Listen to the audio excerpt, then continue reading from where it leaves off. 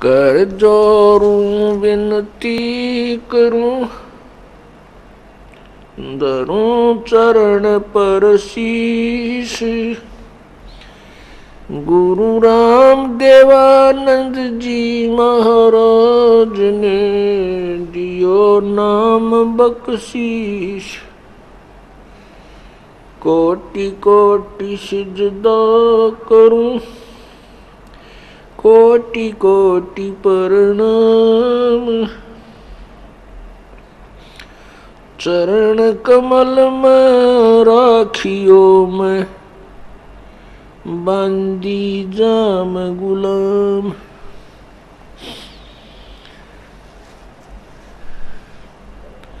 कुत्ता तेरे दरबार का, मोतिया मेरा नाम।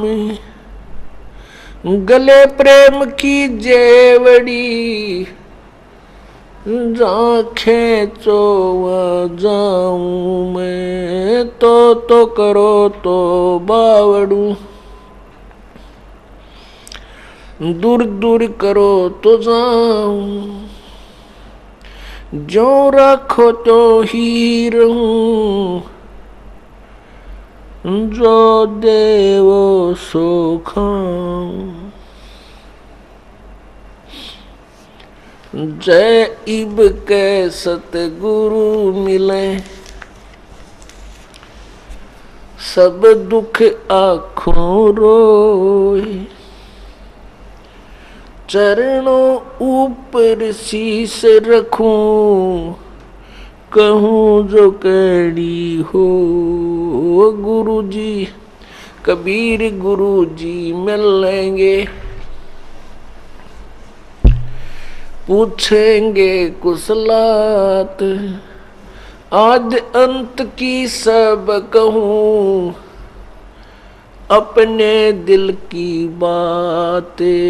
गुरु जी तुम ना भूलियो, चाहे लाख लोग मिल जाएं। हमसे तुमको बहुत हैं, तुमसे हमको नहीं। तुमरे विसारे क्या बने, मैं किसकी शरण में जाऊं। शिव विरंच मुनि नारदा, तिनके हृदय न समाऊं। अवगुण किए तो बहुत किए, करत न मानी हार। बावे बंदा बख्श दियो, बावे गर्दन उतारे। अवगुण मेरे बाप जी, बख्शो गरीब नवाज। जो मैं पूत कपूत हूँ, बहुर पिता को लाज। मैं अपराधी जन्म का, नक्सक भरे विकार। तुम दाता दुख भंजना, मेरी करो संभार। परमपिता परमात्मा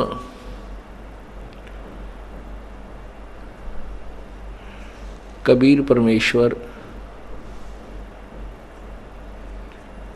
सर्वसृष्टि रचनहार है, और वो पूर्ण विश्व के पूरे ब्रह्मांडों के वो कुल मालिक है। हम सभी आत्मा सतलोक में रहते थे। सतलोक वो स्थान है जहाँ न जन्म होता है न मृत्यु होती है। जो जहाँ बार बार न जन्म होता है न मृत्यु होती है,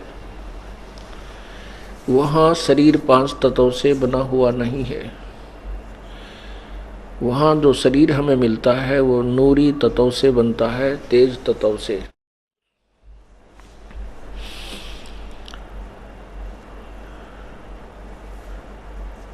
और वहाँ पर कोई रोग नहीं, कोई दुख नहीं, सतलोक के अंदर कोई काम नहीं। वहाँ पर प्रत्येक सुविधाएं, फल फ्रूट, हर प्रकार के पदार्थ परमात्मा की तरफ से सदाबहार वृक्ष हैं, सदाबहार वहाँ पर बाग है, सदाबहार नदियाँ हैं,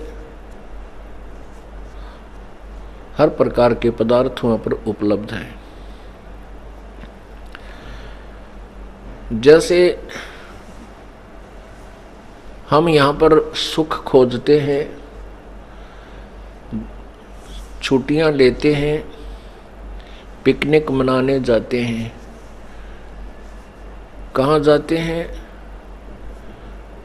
किसी स्थान पर पहुँच जाते हैं, किसी तीर्थ पर जाते हैं और वहाँ किराए पर कमरा मोल लेते हैं, इधर उधर की वस्तुओं को देखते रहते हैं, बड़ा आनंद आता है। कोई काम नहीं करना होता, बनी बनाई रोटी होटल में मिल जाती हैं और बिछे बिछाए बेड मिल जाते हैं, बड़ा आनंद आता है, बहुत खुशी होती है। फिर हम घर पर आते हैं तो वही झंझट, फिर सब कार्य करना पड़ता है। तो जो हम वो समय वहाँ बिताकर आए हैं वो कितना अच्छा लगे आपने। काम तो करना नहीं था और दृश्य बहुत इधर उधर के देखे, कभी झरने देखे, कभी पहाड़ देखे, कभी बाग में घूमे, कभी वृक्ष के नीचे बैठ गए, ठंडी ठंडी हवा चले, कोका कोला पिया है, कभी कुछ पिया, कभी को फल खा रहे हैं, कितना अंगूर खा रहे हैं, तो कितना अच्छा लग रहा है, बहुत अच्छा। लेकिन सिर में दर्द तो यूँ काम करे है, जिस जहाँ करके हम फिर किधर नौकरी करते हैं, वहाँ अफसरा की डांट, घर आते हैं को सास की डांट, ससुरे की, या सासू ससुरे न बहू की, बेटियाँ की, बिरान मैटी, फिर कोई रोगी है, कोई कोडी है किसी के, और 36 प्रकार के इंजेक्शन लगे रहते हैं। कोई बालक ब्याह का योग्य हो गया, ब्याह शादी का जुगाड़ जुड़ा नहीं, पहले तो रिश्ता होता नहीं, रिश्ता हो जाता है तो फिर पैसे का ब्योंत नहीं, उसके लिए समस्याएं। तो ऐसे हम यहाँ पर कितने दुखी रहते हैं।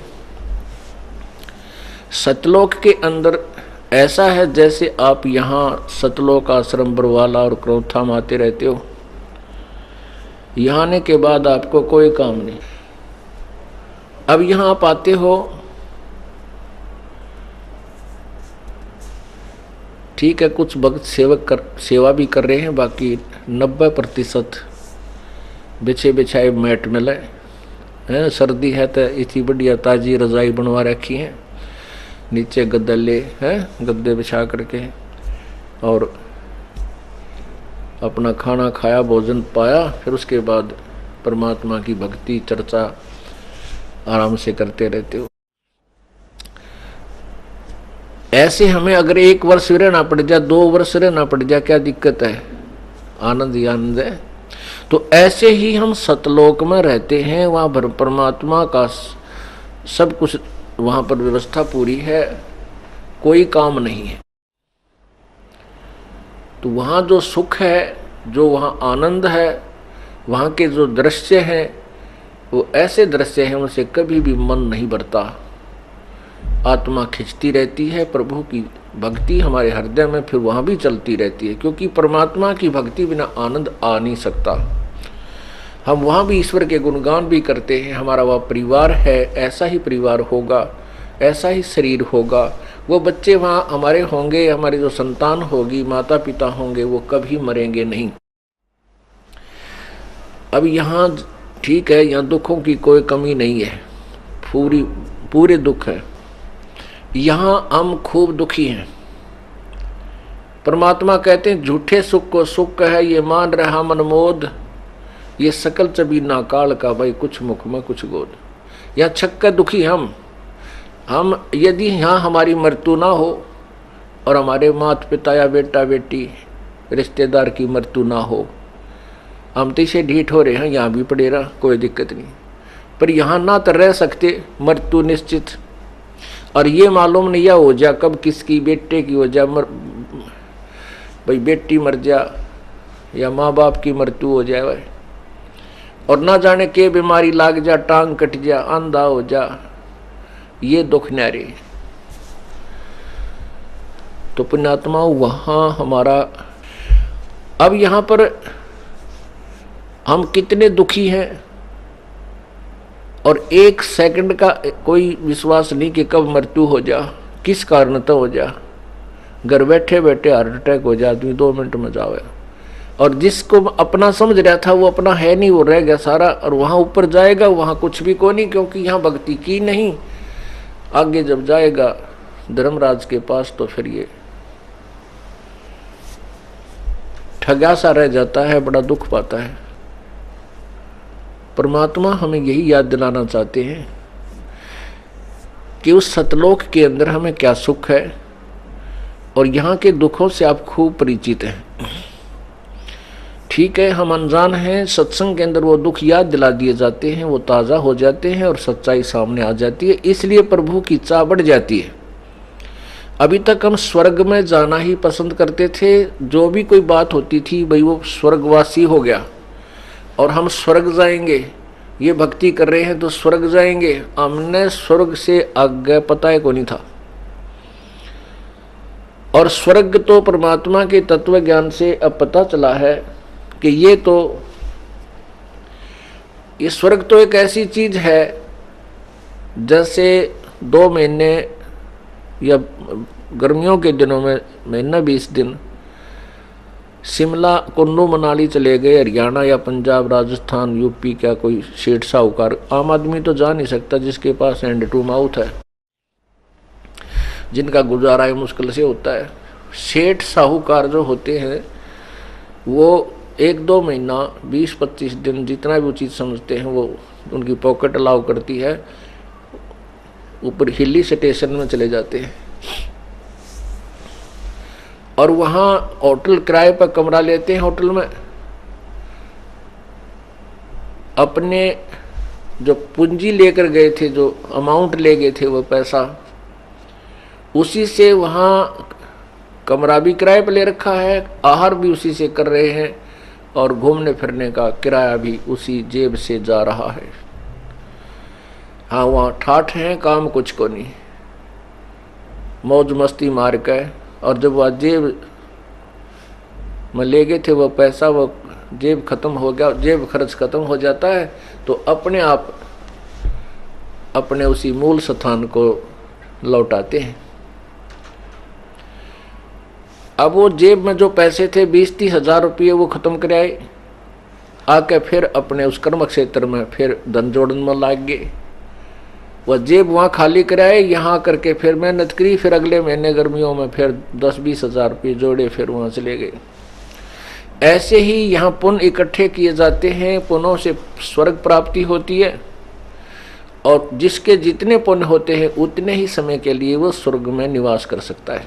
उसके बाद वहाँ से, जैसे यहाँ से कंपलसरी जाना है, इसी प्रकार स्वर्ग से भी कंपलसरी बाहर हो जाना है जब उसका समय समाप्त हो जाएगा। और फिर नरक में भी कंपलसरी जाना है, क्योंकि यहाँ पुण्य गणे होते हैं, पाप ज्यादा होते हैं, पुण्य कम होते हैं। ये ऐसा काल ने ऐसा जाल फैला रखा है।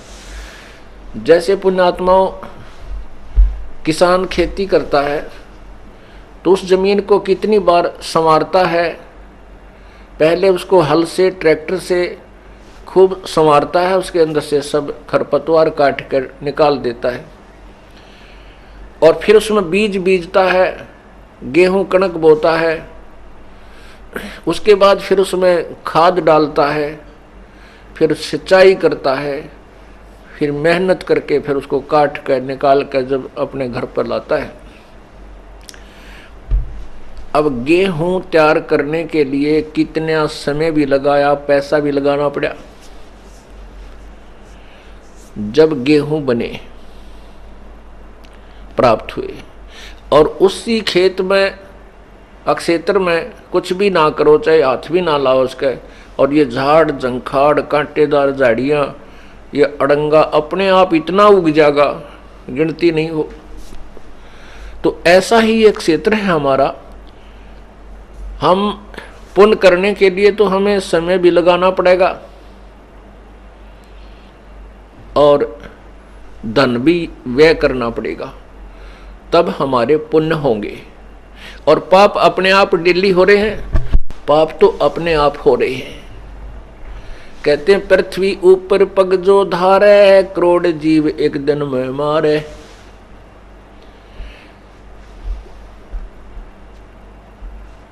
सत्य ब्राह्मण की है हत्या, जो चौका तुम दे वो नित्या। जैसे हम पोचा मारे हैं,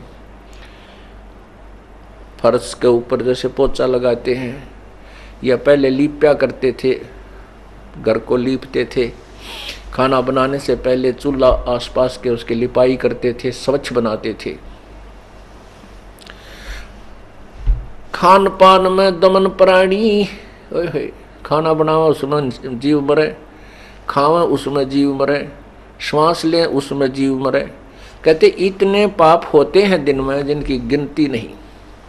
और पुण्य करने के लिए विशेष व्यवस्था करनी पड़ती है, पूरा संत ढूंढना पड़ता है, पूरे संत से नाम लेकर शास्त्र अनुकूल साधना करनी पड़ती है, तब जाकर के कोई पुण्य बनते हैं। तो इसलिए नरक में जाना कंपलसरी है, और बहुत लंबा समय नरक का होता है, स्वर्ग का समय बहुत कम होता है। उसके बाद फिर 84 लाख प्रकार के प्राणियों के शरीरों में ये प्राणी कष्ट उठाता है। और सतलोक में ऐसा कुछ नहीं है।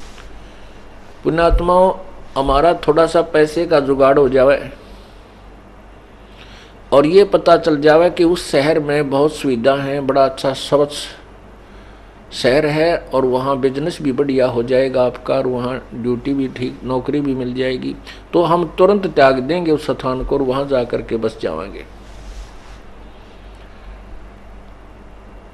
इसी प्रकार जब हमें ये ज्ञान होगा कि जहाँ हम रह रहे हैं ये तो हमें पता चल गया कैसा स्थान है, इसके बाद हम स्वर्ग पर आश्रित थे, स्वर्ग का पता लग गया, वो भी स्थायी स्थान नहीं है, उसमें भी चलो चलो रहेगी। उसके अब हमें पता चला कि सतलोक वो स्थान है जहाँ हम सदा रह सकते हैं, वहाँ कभी मृत्यु नहीं होगी, हमारा परिवार होगा और वहाँ भगवान के दर्शन सदा होया करेंगे।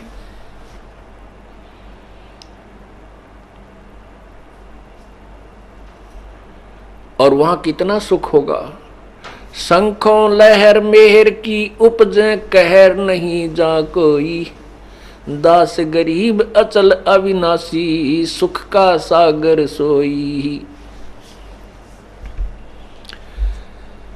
अब आप देखते हो कोई टेंशन हो जाती है, किसी प्रकार की कोई ऐसी दुख में खबर सुन लेते हैं, या फिर किसी शत्रु के प्रति द्वेष हो जाता है, ये हमारे तकरीबन बना रहता है।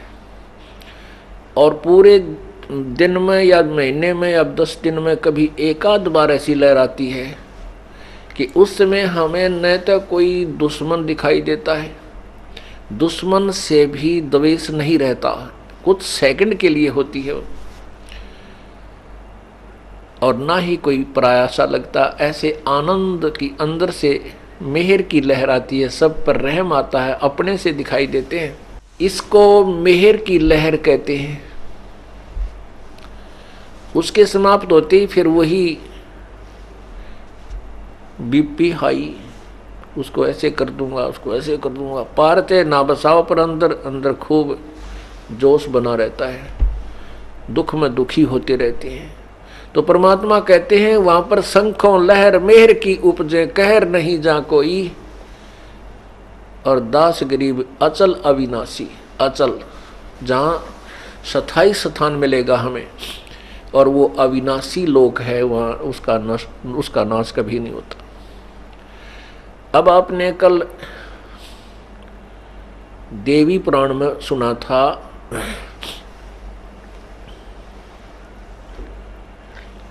देवी पुराण में आपने सुना था कि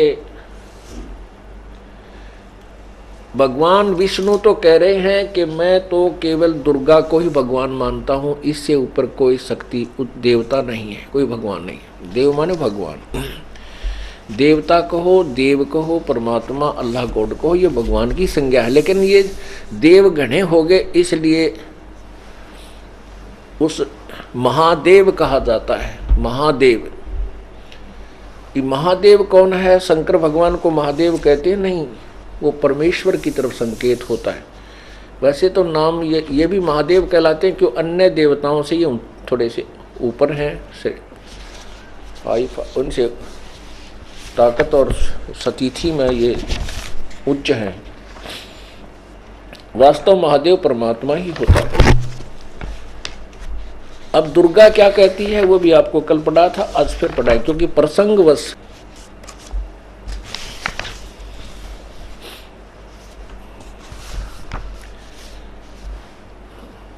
प्रत्येक सदग्रंथ का वो ज्ञान फिर से हमने रिवाइज करना पड़ता है, ताकि तत्व ज्ञान को हम अच्छी तरह समझ सकें। देखिएगा, गीता प्रेस गोरखपुर से प्रकाशित है।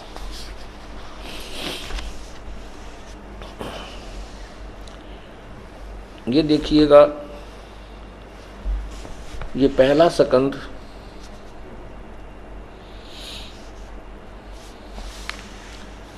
और पृष्ठ नंबर 28 पे, और इसका अध्याय नंबर 4 है, क्योंकि यहाँ अध्याय नंबर 3 समाप्त हो जाता है, 1 से 3 का विवरण, और चौथा शुरू होता है 27 पे, और 28 पे हम नीचे इसको ज़्यादा ना पढ़ेंगे। नारद जी ने कहा, महाभाग व्यास जी, तुम इस विषय में जो मुझसे पूछ रहे हो, ठीक यही प्रश्न मेरे पिताजी ने भगवान श्री हरि से किया था। देव आदि देव, भगवान जगत के स्वामी, लक्ष्मी जी उनके सेवा में उपस्थित रहती है, आदि आदि। उसकी 4 भुजाएं हैं, वक्षस्थल पर श्रीवस्त्र का चिन्ह है, वे 4 चराचर जगत के आश्रयदाता हैं, आदि आदि। उनकी भगवान श्री हरि महान तप कर रहे थे, उनकी समाधि लगी थी। यह देखकर मेरे पिताजी ब्रह्मा जी को बड़ा आश्चर्य हुआ। ब्रह्मा जी ने पूछा, प्रभु आप देवताओं के अध्यक्ष से, जगत के स्वामी हो, सारे ये सब कुछ बताया। आश्चर्य हो रहा है कि आप देवेश्वर एवं सारे संसार के शासक होते हुए भी समाधि लगाए बैठे हो। अब यहाँ लेंगे हम 28 पे, 29 पे देखिएगा।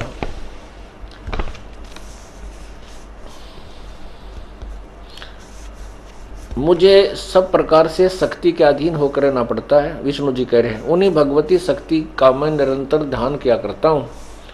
ब्रह्मा जी, मेरी जानकारी में इन भगवती शक्ति से बढ़कर दूसरे कोई देवता नहीं।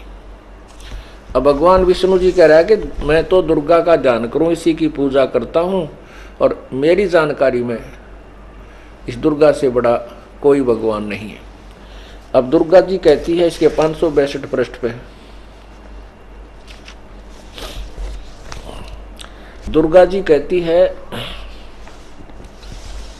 ये देखिएगा 7वां स्कंद अध्याय 36, 7वां स्कंद अध्याय 36 हम थोड़ा सा सुनाएंगे, क्योंकि ये कल 2 बार सुना लिया है। 562 से प्रकरण शुरू होता है, लेकिन हम 563 से ही लेंगे, थोड़ा सा लेंगे।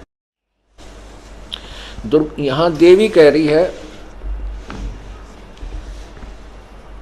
श्री देवी जी कहने लगी, पर्वतराज, ये सारा कुछ बताती हुई यहाँ आ जाती है।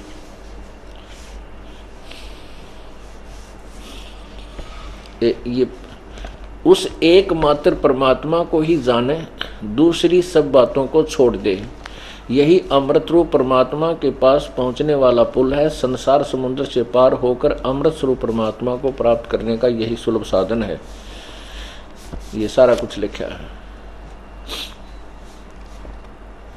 इस आत्मा का ओम के जाप का से साथ ध्यान करो, उससे अज्ञान में अंधकार से सर्वथा परे, और जो संसार समुद्र से पार जो ब्रह्म है उसको पा जाओगे, तुम्हारा कल्याण हो।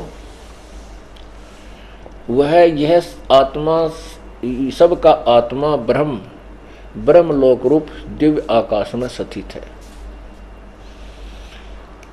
अब ये क्या कहना चाहते हैं दास, देवी भगवान विष्णु तक है, देवी से ऊपर कोई भगवान नहीं। और दुर्गा कह रही है कि और परमात्मा है वो ऊपर लोक में रहता है। कहाँ? ब्रह्मलोक में, ब्रह्मलोक में रहता है। अब पवित्र गीता जी में लिखा है 8वें अध्याय के 16वें श्लोक में कि ये ब्रह्मलोक तक सभी नासवान है। अर्थात जो यहाँ का अंतिम भगवान ब्रह्म है वो ब्रह्मलोक में रहता है, वो भी नासवान है, वहाँ गए हुए भी मृत्यु को प्राप्त होते हैं, इसलिए ये अविनाशी नहीं है। अब देखिए पवित्र श्रीमद् भगवत गीता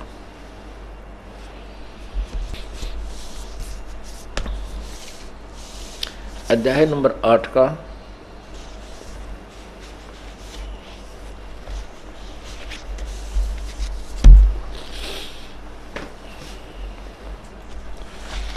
अध्याय नंबर 8 का मंत्र नंबर 16 आपको दिखाते हैं।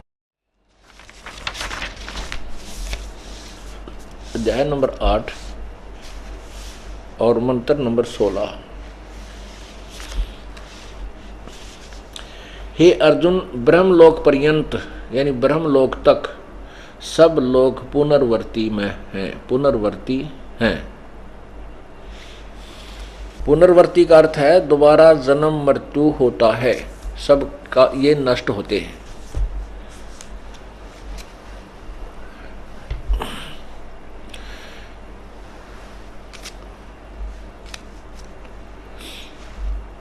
अब हमने देखो कोई भी हम काम करते हैं, कोई भी बिजनेस करते हैं या कोई भी पढ़ाई उद्देश्य या कोई ट्रेनिंग बच्चा करने की चेष्टा करता है तो पहले उसके मेरिट एंड डीमेरिट से, उसके गुण अवगुणों से परिचित हो जाता है कि कितना इससे मुझे लाभ मिलेगा, कैसी पोस्ट होगी, उसमें कैसी व्यवस्था होगी, तब वो बच्चा उस ट्रेनिंग को करता है। तो हम स्टूडेंट हो, आप विद्यार्थी हैं, परमात्मा के पाने वाले विद्यालय में आपको प्रवेश हो गया है, आप पढ़ रहे हैं। तो हमने सबसे पहले जिनको मानव शरीर प्राप्त है वो सभी परमात्मा पाने योग्य अंक प्राप्त कर चुके हैं। वो दूसरी बात है, कोई 33% से पास हो रहा है, कोई 75% से कोई मेरिट ले रहा है, पास सारे हैं और प्रवेश सबको प्राप्त है। तो आपकी ड्रेस अलग होगी अन्य प्राणियों से, आपका शरीर, आपका पोशाक अलग है। तो आप सभी परमात्मा पाने के अधिकारी हो, आप स्टूडेंट विद्यार्थी हो सब। लेकिन जो नालायक बच्चे होते हैं वो स्कूल में ना जाकर बाहर घूमते रहते हैं, ऐसे ही कितने वर्कशॉप पर चढ़ कर बेर खाए, जहाँ कुटते पढ़ाया हुआ सांझ नगर के यहाँ पे पेटे। स्कूल में जाओ तो मास्टर गढ़े, तो वह फिर पढ़ते हैं नहीं, फिर वो दुखी होते हैं, मजदूरी करते हैं, दुर्गति होती है। और जो बच्चे पढ़ जाते हैं, शिक्षा ग्रहण कर लेते हैं, वो सुखी हो जाते हैं। तो जो बच्चे स्टूडेंट हैं, वो पढ़ रहे हैं, वो फिर जैसे उच्च क्लासेज में जाते हैं, हाई क्लासेज में, वहाँ जाकर के फिर वो निर्णय करते हैं कि कौन सी ट्रेनिंग करूँ, कौन सा कोर्स करूँ जिससे मुझे लाभ हो। तो पुण्यात्माओं, ये सभी जितने भी मानव शरीरधारी प्राणी हैं ये विद्यार्थी हैं। और जो विद्यार्थी अर्थात जो मनुष्य मानव शरीरधारी स्त्री या पुरुष परमात्मा की भक्ति नहीं कर रहे, वो नालायक स्टूडेंट है।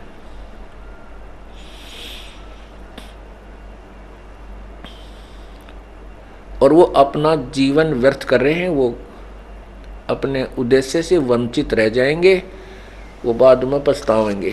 कैसे पछतावेंगे? जैसे एक व्यक्ति सड़क के ऊपर माटी डाल रहा था, मजदूरी कर रहा था, और उसी महकमे का एक्सियन आ गया जीप में बैठ के, और वो सभी अधिकारी कर्मचारी जो थे वो सब अलर्ट थे। वो अपना आगे चला गया। तब वो मजदूरी कर रहा था ना, वो व्यक्ति ने बोला कि यो एक्सियन है ना, यो मेरा सहपाठी था, हम इकट्ठे पढ़ा करते, मेरे भाग फूट गए, मैं पढ़ा को नहीं है, और ये पढ़ गया, देखा आज सारे ठाठ हो गए। आज मेरे बच्चे तो यहीं रेत में पड़े हैं, और किसी के पास कपड़ा है, किसी के पास नहीं है, मजदूरी करता हूँ, मुश्किल से रोटी मिलती है। अब रो रहा उस समय को मैं भी पढ़ जाता था, आज मैं भी ये ठाठ प्राप्त कर लेता। तो पुण्यात्माओं, अब ये समय है, अब ये समय है, इसमें जो पछतावेंगे, अब जो इसमें पीछे रह जाएंगे वो तो पछतावेंगे। देखो विद्यार्थी हैं, वो कष्ट भी उठाते हैं, स्कूल में सुबह तैयार होते हैं, अपना होमवर्क भी करते हैं, फिर क्लास वर्क भी करते हैं, और वहाँ अध्यापकों की डांट भी खाते हैं, नीचे फर्श पर बैठते हैं या कोई स्टूल वगैरह जैसा मिल गया उस पर अपना, गर्मी सर्दी में वो अवश्य स्कूल पहुँचते हैं, विद्यालय में जाते हैं, गर्मी हो चाहे सर्दी हो। और वहाँ तो उस कष्ट को एक बार वो मेहनत करके 5, 10 वर्ष, 15 वर्ष, 20 वर्ष जैसे भी उनकी शटड्डी है, तो अपना काम पूरा कर जाते हैं, तो सदा के लिए सुखी हो जाते हैं अपने जीवन में। इसी प्रकार ये जो आपको आने और जाने में तो कष्ट लालो, बाकी यहाँ तक कष्ट है ही नहीं। यहाँ तो परमात्मा की ऐसी व्यवस्था है, उस अपने बच्चों के लिए पहले ही करवा देता है, क्योंकि आप पुण्य आत्मा हैं और भगवान अपने प्यारी आत्माओं को हाथों पर रखता है। तो अब ये जो मेहनत आप कर जाओगे, सदा के लिए सुखी हो जाओगे। और जिनके पास यहाँ आने का समय नहीं है, बकवादाम लागे रहे सारा दिन, घुटी लाई की तो बकवाद घड़ी की तो ताश खेले की तो राजनीति के गप्पे मारे, तो वह बाद में रोएंगे ऊपर ना मुँह करके कुत्ते बन गए। परमात्मा क्या कहते हैं,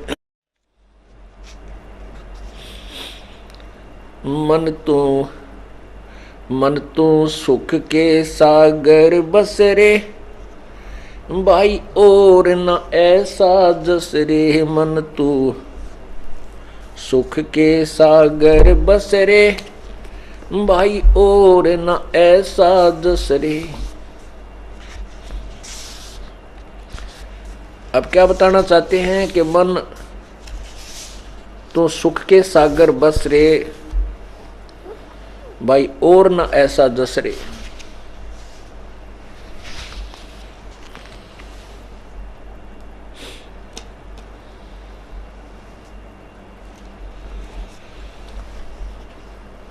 भाई सर्व सोने की लंका होती, रावण से रणधीरम।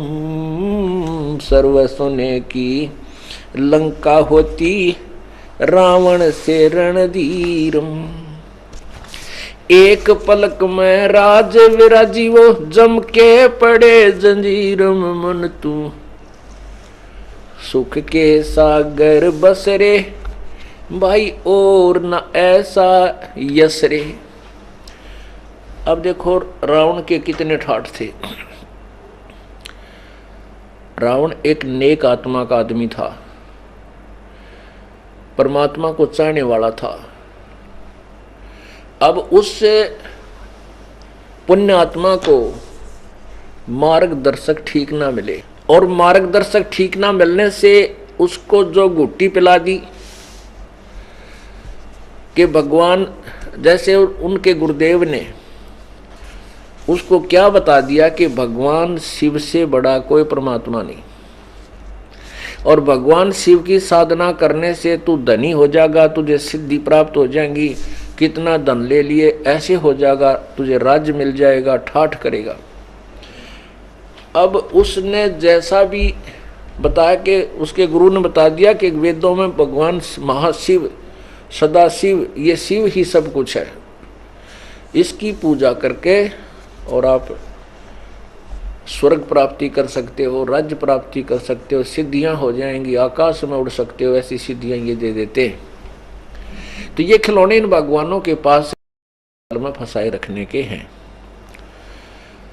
अब उस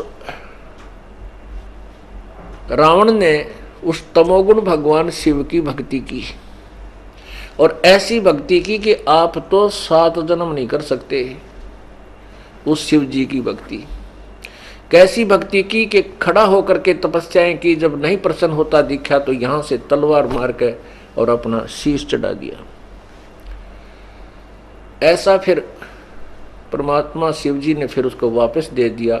फिर 10 बार उसने ऐसे किया तो कहते हैं ऐसी साधना की, और उसके प्रतिफल में उसने क्या प्राप्त किया, सारे सोने की लंका बना ली, आकाश में उड़ जाने की सिद्धि होगी, और खूब बकवाद करने लग गया। अब जब इस जीव के पास यहाँ ये काल लोक का सुख हो जाता है, ये कोरी कुबद करता है, तो क्या बताते हैं, अब उस प्यारी आत्मा ने साधना भी की, तमोगुण भगवान की और राक्षस कहलाया और कुत्ते वाली मौत मरा। दुनिया उसके नाम से भी नफरत करती है। तो परमात्मा इसलिए कहते हैं मन तू सुख के सागर बस रे भाई और न ऐसा यस रे। अब उसने अपनी महिमा बनानी चाहिए थी कि मैं धनी हो जाऊंगा, आकाश में उड़ जाऊंगा, और कोई यार इतने सेना बन गई, इतने उसके योद्धा थे, और रावण हो रही थी उसके राज्य में, तो राजा की महिमा होगी। कहते वो यश प्राप्ति के लिए उसने जो कुछ भी किया वो यश नहीं रहा, वो खुद भी ना रहा, और ना वह सोने की लंका उसके पास रही, वो विभीषण को दे दी गई। विभीषण को क्यों मिली? क्योंकि वो परमपिता परमात्मा का साधक था, और उसने इसे डले डोए नहीं, क्योंकि ये साधना नहीं की। उसने केवल पूर्ण परमात्मा मुनिंदर रूप में आए हुए प्रभु से उपदेश लेकर के सच साधना की, और उस सच साधना से उसको वो राज भी मिला जिसको रावण नहीं रखा, तमोगुणी भगवान की पूजा करके। इसलिए कबीर परमेश्वर कहते हैं, जय तुझे राजपाठ को चाहिए तो मेरा इधर ले ध्यान, तने धन भी चाहिए वो भी मैं दूंगा, और तने राज्य चाहिए नालायक को भी मैं दे सकता हूं, और सहज मैं दे दूंगा। इस तरह की कठिन तप करने की आवश्यकता नहीं। लेकिन ये राज्य और यहाँ का धन तेरा शत्रु होगा, ये पहले बता दिया जाता है। अब तू मांग ले, मोक्ष मांगना चाहता है या यहाँ के खिलौने मांगना चाहता, मैं सारे दे दूंगा। सब ये भी मेरे से ही मांगते हैं, जैसे भगवान विष्णु शिव भी साधना करता है किसी की, तो कहते हैं फिर यो काल भी ज्योति निरंजन भी साधना करता उस कबीर परमेश्वर से मांग करके अपने किस ब्रह्मांडों को चला रहा है।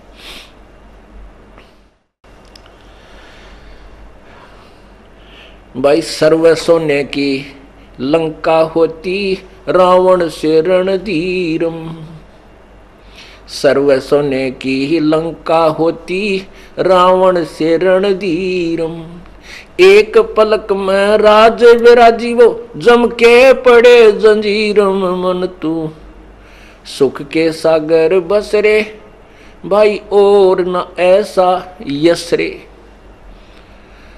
कि तेरा इससे बड़ा कोई यश नहीं, कोई महिमा नहीं, तू सतलोक पहुंच जा, उस सुख के सागर में अपना स्थान प्राप्त कर ले, वहां बस जा। सारी सोने की लंका थी, रावण जैसा योद्धा आप नहीं हो सकते, और वो भी ना रहा। एक पलक में राज विराजी, राज रहित हो गया। और फिर कहते हैं काल के पड़े जंजीरम, यम के दूत बांध के ले गए उसने। और पहले इन देवताओं ने भी कैद किए बैठा था अपनी सिद्धि शक्ति तय। फिर क्या बताते हैं भाई, उदय अस्त बीच चक्र चले थे ऐसी जन ठकुराई, उदय अस्त बीच चक्र चले थे ऐसी जन ठकुराई, चौणक ऋषिश्वर कल्प करी तब खोज न पाया राई, मन तू सुख के सागर बस रे भाई और न ऐसा जस रे, मन तू सुख के सागर बस रे भाई और न ऐसा जस रे। आपने पवित्र गीता जी अध्याय नंबर 7 के श्लोक नंबर 12 से 15 और 20 से 23 तक इन तीनों गुणों की पूजा करने वाले अर्थात एक ब्रह्म को त्याग कर अन्य भगवानों की पूजा करने वालों के विषय में कल जानकारी प्राप्त की थी। उसको आज फिर थोड़ा विस्तार से बताएंगे, क्योंकि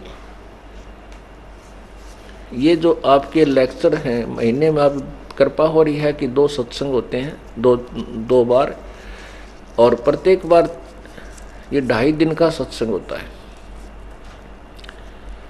तो इसमें हम बार बार वो आवश्यक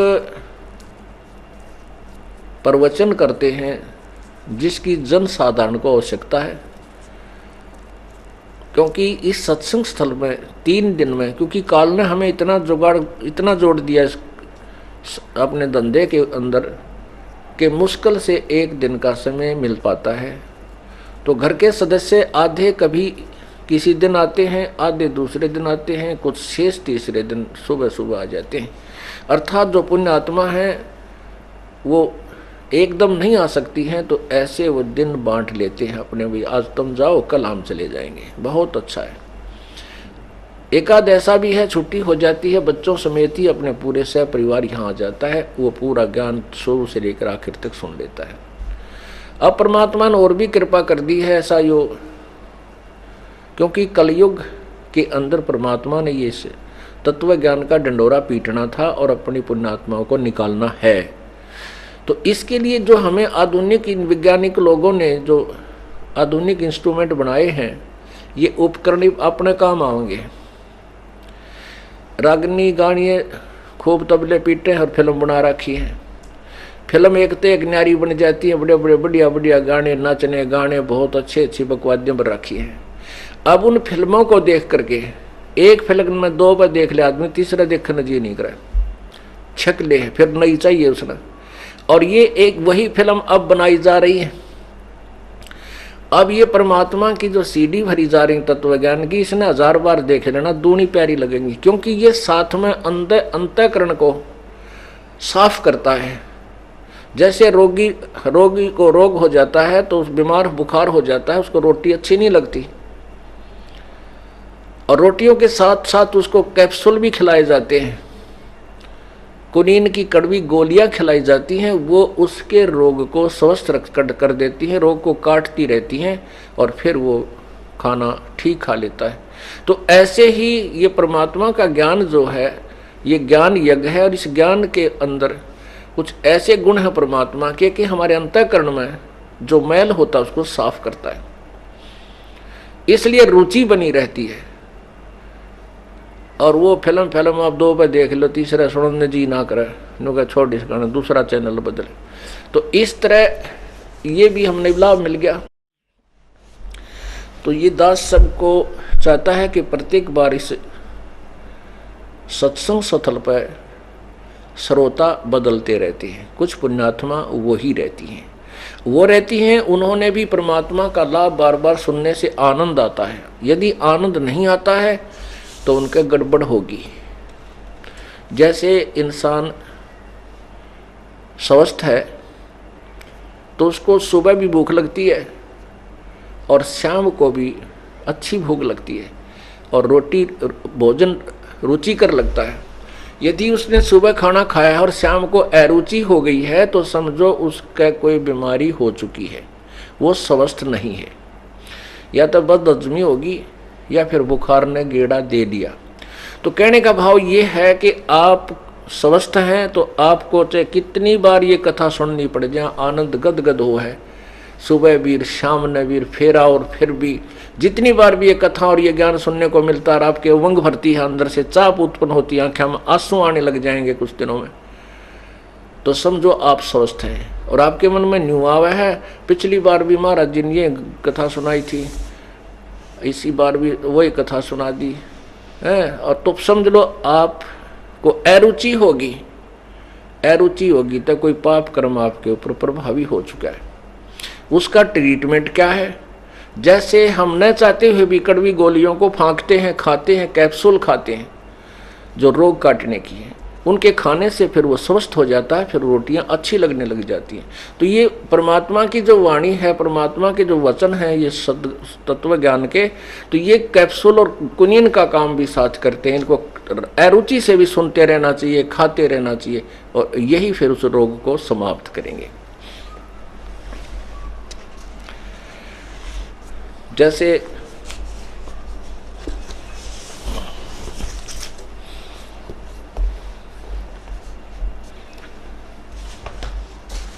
अब यहां प्रसंग वही आ गया है भाई, उदय अस्त बीच चक्कर चले थे ऐसी जन ठकुराई। उदय अस्त बीच चक्कर चले थे ऐसी जन ठकुराई। चौनक ऋषि स्वर। आपने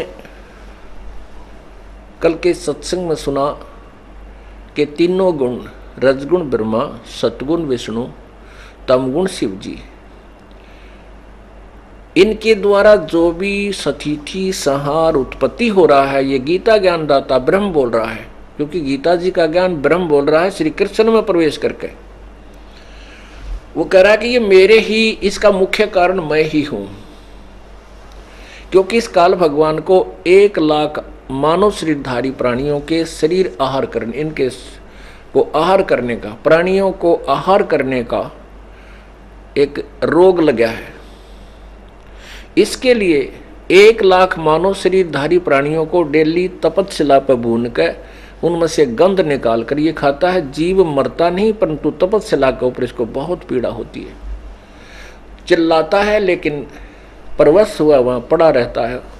ऐसे जैसे खील बनाई जाती है ना, चावलों से चटक मटक करते हैं, ऐसे इनके अंदर से वो गंध निकलता है और उस मैल को काल खाता है।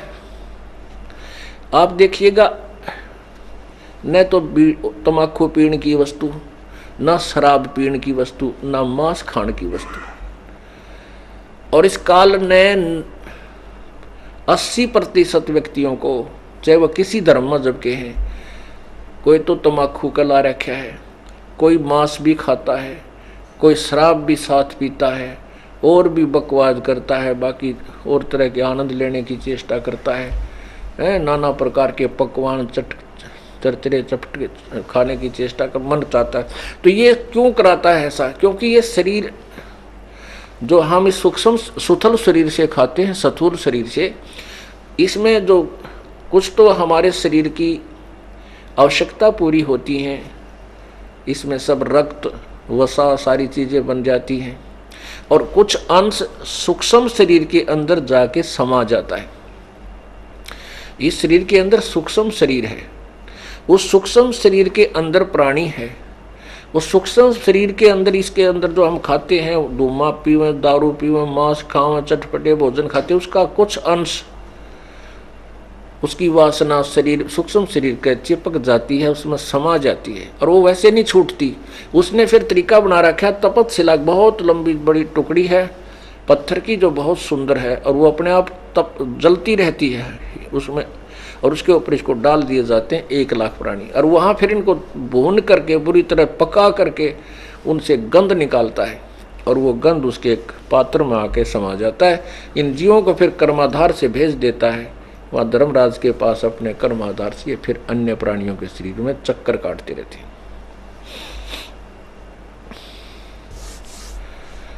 गीता जी के अध्याय नंबर 7 के मंत्र 12 में कहा है कि इन तीनों गुणों में मैं नहीं हूं। ये तीनों गुणों के द्वारा जो हो रहा है, रजगुण ब्रह्मा से, सतगुण विष्णु से, तमगुण शिव जी से, इसका मुख्य कारण मैं हूं, निमित्त मैं ही हूं। लेकिन मैं इनमें नहीं, ये मुझ में नहीं, वो इनसे अलग रहता है।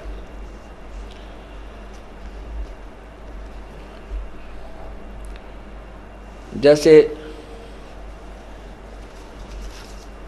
श्री शिव पुराण में ये स्पष्ट किया है कि तीनों देवताओं में गुण है, लेकिन वो जो चौथा है शिव, वो गुणातीत कहा गया है।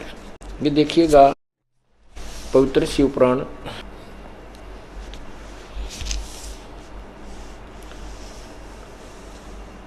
गीता प्रेस गोरखपुर से प्रकाशित है, और इसका अनुवादक कौन है?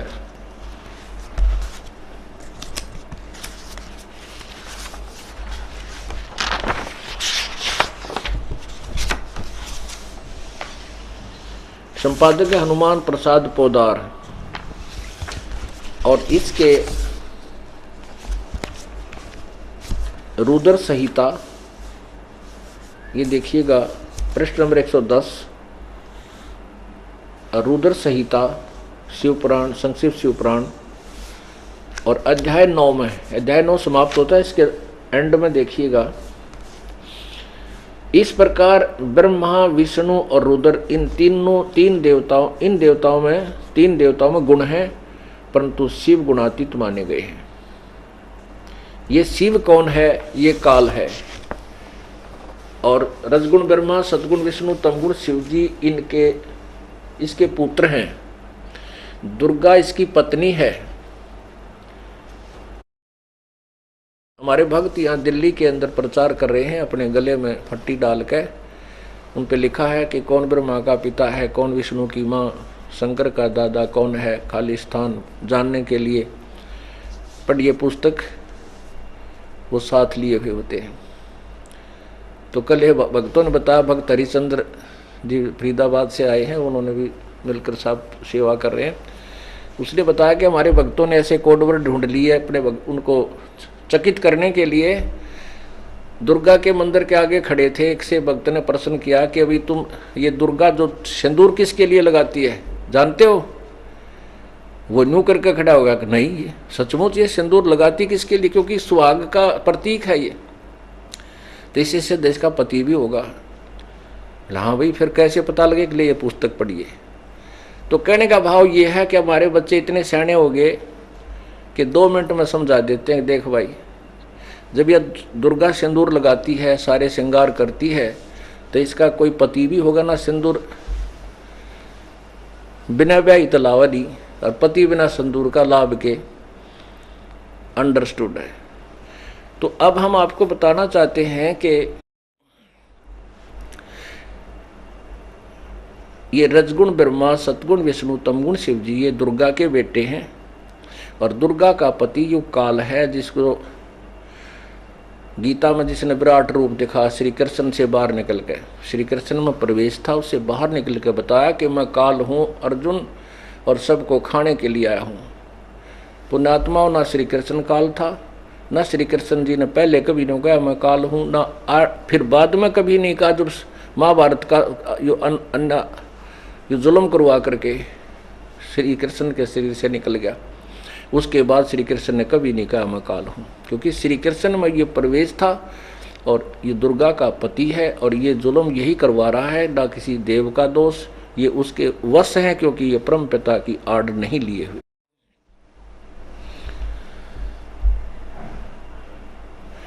अब क्या बताया है गीता जी अध्याय नंबर 7 के श्लोक नंबर 12 में,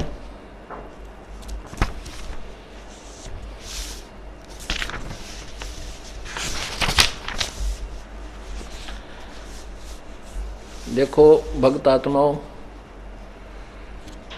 आप जी ने क्योंकि परमात्मा की तलाश थी, कहीं अन्य स्थानों पर भी भक्तों प्रवचन भी सुने हैं, भगवान की महिमा सुनी भी है और गाई भी है, बड़ी लय भी लगाई है। जहाँ गाने बजाने होते हैं, कीर्तन होता है, वो तो हमने खूब सुन रखे हैं, उनसे कोई लाभ नहीं, ना वहाँ पर कोई ज्ञान था। अब हमने ये ज्ञान ग्रहण करना है, और इस ज्ञान को हृदय में जचने के बाद फिर हम भगत बनेंगे, फिर हम डगमग नहीं होंगे। फिर जो वे ऑफ वर्शिप है हमें वही मिली हुई है जो पूर्ण परमात्मा के पाने की सब सदग्रंथों में जिसका प्रमाण है। तो हम पहले यही सेट कराएंगे, करने के लिए ज्ञान सुना जाता है कि हम जो कर रहे हैं वो सही है या नहीं, और तभी हम आगे चल पाएंगे और चलेंगे, लाभ भी उठाएंगे। अगर यदि हम वैसे ही अंधाधुंध पहले भटक ही रहे थे, उसके लिए अभी तक हम हानि उठाते ही आ रहे हैं उसी क्रिया से। अब देखिएगा गीता जी अध्याय नंबर 7 के, ये श्रीमद् भगवत गीता, गीता प्रेस गोरख से प्रकाशित है, और इसके श्लोक नंबर या 12 से शुरू करते हैं। और भी जो सतगुण से उत्पन्न होने वाले भाव हैं, जो रजगुण से तथा तमगुण से होने वाले भाव हैं, उन सब को तो मुझसे ही होने वाले ऐसा जान, परंतु वास्तव में मैं और वे मुझ में नहीं हैं। अब आपने शिवपुराण में पढ़ लिया रुद्र संहिता के अध्याय नंबर 9 में पृष्ठ नंबर 110 के ऊपर कि लेखक कहता है, वक्ता बता रहा है कि रजगुण ब्रह्मा विष्णु महेश, इनमें ब्रह्मा विष्णु और रुद्र, इस काल के पुत्र तमोगुण को रुद्र भी कहते हैं। ये अन्य रुद्रों से भी श्रेष्ठ एक नंबर का रुद्र है। और कहते हैं इन तीनों में तो गुण है, परंतु वो शिव जो है वो काल, वो क्योंकि वो अपने वास्तविक रूप में नहीं आता, वो कभी विष्णु जी के रूप में आता है, कभी ब्रह्मा जी का रूप कर देता है, कभी शिव का रूप कर लेता है। तो वो शिव जो है वो इन गुणों से न्यारा है, इनसे भिन्न है। इसी प्रकार यहाँ ये कह रहा है कि मैं इनमें नहीं हूँ, तीनों देवताओं के पास मैं इनसे अलग हूँ मैं। आगे देखिएगा अध्याय नंबर 7 का ही श्लोक 13, इसमें कहा है कि गुणों के कार्य रूप सात्विक, राजस और तामस, इन 3 प्रकार के भावों से यह सारा संसार प्राणी समुदाय मोहित हो रहा है। इसलिए इन तीनों गुणों से परे मुझ अविनाशी को नहीं जानता। अब देखो, तीनों गुण से परे मुझे नहीं जानता, इसका मतलब है कि जो भगवान है वो गीता बोल रहा है इस जैसे और भी हैं 3। ये क्योंकि यहाँ पूजा की भक्ति का बात चल रही है, आगे देखना है कहेगा ये मुझे बिना बजते इन्हीं तक इन्हीं की पूजा करते हैं। तो रजगुण ब्रह्मा, सतगुण विष्णु, तमगुण शिव जी की तरफ संकेत कर रहा है कि ये तीनों गुणों से जो भी कुछ हो रहा है इनका मुख्य कारण मैं ही हूँ, ये नहीं जानते इस बात को, और ये मुझे छोड़ इन्हीं के ऊपर आश्रित रह जाते। मैं इनसे शक्तिशाली हूँ, मैं इनसे ज़्यादा लाभ दे सकता हूँ, इसलिए कह रहा कि ये मुझे भी ना भजते। आगे देखो 14वें श्लोक में,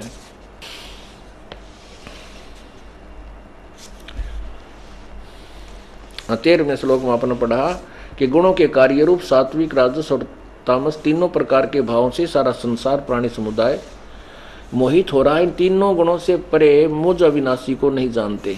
आगे देखो, अब 14 में कहा है क्योंकि यह अलौकिक अर्थात अति अद्भुत त्रिगुणमयी मेरी माया ब्रह्मा विष्णु महेश के द्वारा फैलाया गया ये माया जाल बड़ा दुस्तर है, बड़ी दुस्तर है, खतरनाक है। और जो पुरुष मुझको निरंतर भजते हैं वो इस माया का उल्लंघन कर जाते हैं। क्या कहता है गीता ज्ञानदाता कि जो मेरी भक्ति करते हैं, ब्रह्म साधना करते हैं, वो इन ब्रह्मा विष्णु महेश से ऊपर उठ जाते हैं, फिर इनमें आस्था नहीं रहती इनकी। आगे देखना है। अब 15वें में कलम तोड़ दी गीता ज्ञानदाता ने। अब 7वें का 15, इस 15 में क्या कहा है कि माया के द्वारा, ओहो, इस त्रिगुणमयी माया ब्रह्मा विष्णु महेश के द्वारा फैलाए गए ये जाल के द्वारा जिनका ज्ञान हरा जा चुका है, वो आसुर यानी राक्षस स्वभाव को धारण किए हुए मनुष्यों में नीच और दूषित कर्म करने वाले मूर्ख मूढ़ लोग मुझे नहीं भजते। अब देखो, यहाँ भजन की बात है, साधना की बात चल रही है। तो इससे अतिरिक्त जो 3 और ब्रह्मा विष्णु महेश, रजगुण ब्रह्मा, सतगुण विष्णु, तमगुण शिव जी हैं, वो भी पूजा करते हैं लोग उनकी। इसलिए कहता है वो मुझे नहीं भजते, उन्हीं की से प्राप्त करने होने वाले लाभ के ऊपर आश्रित होकर के वो आगे उनकी बुद्धि नहीं सरकती, किसी की नहीं सुनते। तो वो मूर्ख राक्षस स्वभाव को धारण किए हुए मनुष्यों में नीच दुष्कर्म करने वाले मूर्ख, कट्ठे 3 गाड़ दे रखी हैं गीता ज्ञानदाता ने, जो अन्य साधना करते हैं ब्रह्म से नीचे की, अर्थात अन्य देवताओं की। देवता माने प्रभु, अन्य भगवानों की। अब ब्रह्म भी प्रभु है, ये भी देव है, पर ब्रह्म भी देव है और कबीर भी देव है, वो भी परमात्मा है। कबीर महादेव है, कबीर परमेश्वर है। अब क्योंकि ये भी देव है इसलिए महादेव शब्द लगाना पड़ा, ये भी मालिक हैं इसलिए ईश्वर और परमेश्वर शब्द उस सुप्रीम पावर के लिए प्रयोग किया जाता है। ये परमेश्वर नहीं है। तो अब क्या ये दास जो समझाना चाहता है आप जी को कि अब ब्रह्म के कह रहा है कि तीनों गुणों के द्वारा जो इन्हीं की साधना करते हैं वो राक्षस स्वभाव को धारण किए मनुष्यों में नीच दुष्कर्म करने वाले मूर्ख मुझे ना भजते। अब फिर कहता है मेरे भजने वाले भी 4 प्रकार के हैं।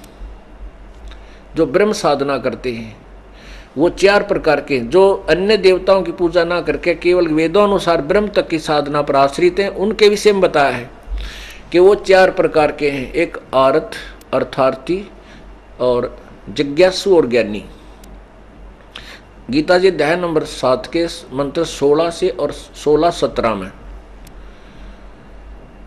अब जैसे आरत कौन होते हैं? जो संकट निवारण के लिए केवल वेदों के ही मंत्रों का अनुष्ठान करते हैं, वो कोई और किसी प्रकार का कोई जंत्र मंत्र कोई अन्य बुक से नहीं लेते अनुष्ठान में। वो अपने संकट निवारण के लिए भी वेदों के मंत्रों का ही बार बार आवर्ती या कोई अनुष्ठान करते हैं। और अर्थार्थी जो धन लाभ लेने के लिए वो वेदों के ही मंत्रों से करते हैं। और जिज्ञासु वो होते हैं जो भगवान प्राप्ति के लिए तरफ रही होते हैं, जगह जगह संतों से मिलते हैं, उनसे ज्ञान ग्रहण करते हैं और स्वयं वक्ता बन जाते हैं और फिर नकली गुरु बनकर वो दुनिया को भ्रमित करने लग जाते हैं। वो भी रिजेक्ट किए कि तीनों नहीं।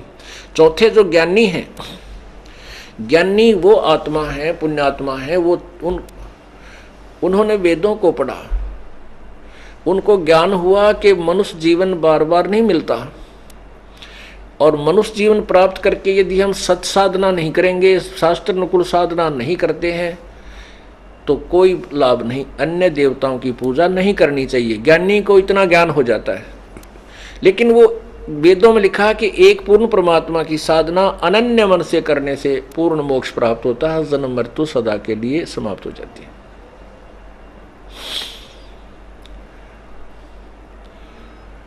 तो उसमें